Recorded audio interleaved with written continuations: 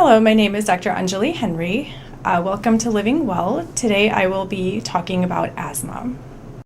Asthma is a condition that affects the lungs. It's one of the most common chronic medical conditions affecting children, but it also affects adults. It is a serious condition that can affect your lifestyle and can even lead to death.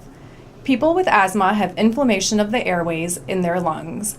Their airways are also super sensitive to things that usually do not bother other people.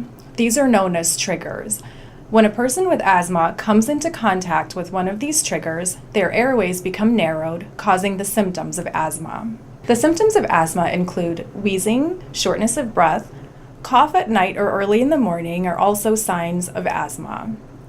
If you have asthma, you have it all the time, but may not experience symptoms all the time. You may have symptoms of asthma or asthma attacks only when one or more triggers irritate your lungs. In most cases, we don't know what causes asthma. However, we do know that it tends to run in families, and we also know that it tends to occur more frequently in people that also have eczema or allergies. We don't know how to cure it, but we do have very good medications that can keep it under control. It can be very difficult to tell if you have asthma, especially in children under the age of 5. So it is very important that you see your doctor if you're having any trouble breathing. During this visit with your doctor, he or she will ask you questions in order to determine if you are experiencing the symptoms of asthma. These may include, do you cough or have trouble breathing when you exercise or shortly after you finish exercising? Do you cough or have trouble breathing when it is either very cold or very hot outside? Do you cough or have trouble breathing around dust, smoke, pets, pollen, certain times of the year, or around any other known allergy triggers? Do you wake up at night due to cough or have trouble breathing, usually in the middle of the night? Do you have cough, chest tightness, or wheezing with colds? Does anyone in your family have asthma? Does trouble with breathing prevent you from getting your daily tasks done or require you to miss days of school or work? These questions will help your doctor determine whether your breathing problems are due to asthma or another condition that affects your lungs. For anyone over the age of 5, your doctor may also do a test called pulmonary function testing or spirometry. If there is evidence on this testing that some type of breathing problem is occurring, they may also choose to test your breathing after giving you a quick-acting medication that is used to treat the symptoms of asthma called albuterol. Based on the results of this testing, your doctor will be able to determine whether your symptoms are due to asthma or whether they are due to another condition that affects the lungs. So an asthma attack is characterized by shortness of breath, cough, wheezing, and chest tightness. The basic problem is that you're not able to get enough air from your mouth and nose into the tissues of your lungs. So the way I like to think about it is think of your airways as tubing or piping that brings air from the environment, from your mouth and your nose, into your lungs.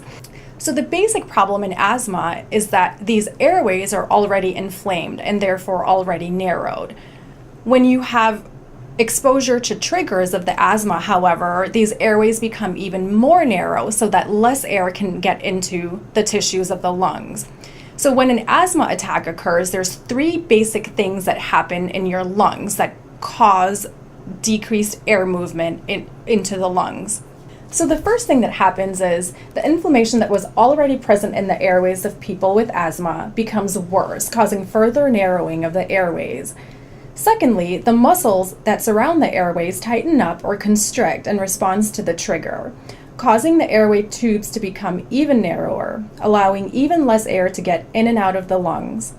And thirdly, the amount of mucus that is produced in the airways goes up significantly.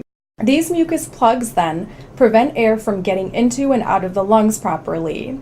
So it is a combination of these 3 events that lead to enough narrowing of the airway that will cause the symptoms of cough, shortness of breath, chest tightness, and wheezing. So it's really important to know exactly what your triggers are so that you can avoid them as much as possible.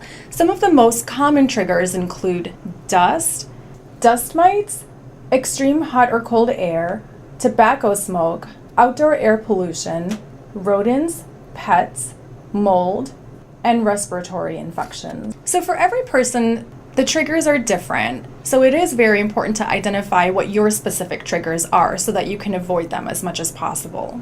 So while we don't have any cures for asthma, we can treat it very effectively with medication. So there's two classes of medications to treat asthma. The first class is what we call quick relief medications, which help reverse your symptoms when you're actually having them or when you're having an asthma attack.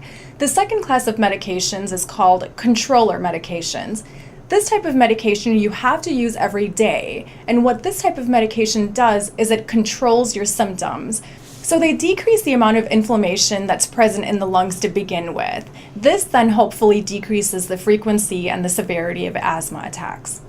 In addition to medications, people with asthma will also need to make lifestyle changes to avoid their known triggers in order to decrease the frequency and severity of their asthma attacks. To prevent symptoms from tobacco smoke, people with asthma should stop smoking and avoid areas where tobacco smoke is present. To prevent symptoms from dust mites, you should use special mattress covers and pillowcase covers to make a barrier between the dust mites and yourself. Avoid outdoor pollution. Pay attention to air quality forecasts on the radio, TV, or internet. Pets can also trigger asthma attacks. Try to avoid contact with pets as much as possible. If you do have a pet in your home, try to keep the pet outside as much as possible. Remember that every person may have very different triggers that can make their asthma worse. That's why it's very important for you to identify what your specific triggers are so that you can avoid those triggers as much as possible in order to avoid the frequency and the severity of your asthma attacks. Remember, asthma is a chronic medical condition. It cannot be cured, however, with medications and avoidance of your asthma triggers, we can control your asthma very well. It is very important, therefore, that you see your doctor consistently for follow-up of your asthma and you take your medications as prescribed. This has been Dr. Anjali Henry. Thank you for joining us on Living Well.